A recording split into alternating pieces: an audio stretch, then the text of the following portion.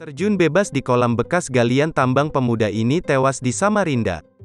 Feby Abdiwitanto, 25 tahun, nama pemuda yang terjun ke kolam bekas galian tambang batubara berakhir tragis, Minggu, tanggal 31 Oktober tahun 2021, sore. Warga Jalan Pembangunan Kelurahan Makroman, Kecamatan Sambutan, Samarinda, ini tewas tenggelam di kolam bekas galian tambang Jalan Kalan Luas, Kelurahan Makroman. Sebelum meninggal dunia di kolam bekas galian tambang, teman Feby sempat merekam aksi terjun bebas Feby. Dari video berdurasi 26 detik itu memperlihatkan, jika sebelum dilaporkan tenggelam, Feby melompat dari tebing setinggi 20-25 meter pada pukul 16.30 WITA.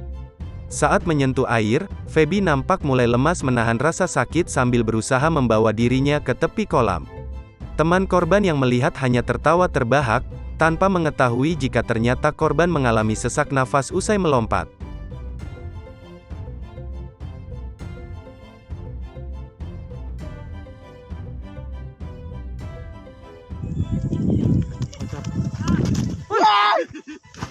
Sakit itu. Sakit itu. Mana ada sakit? Sakit itu. Kesandung, Bok.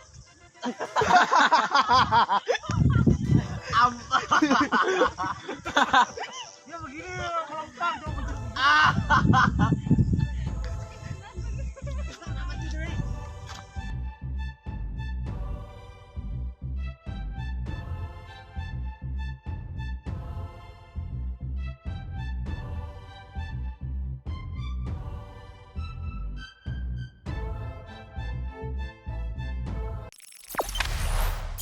Jangan lupa subscribe, share, komen, dan like ya.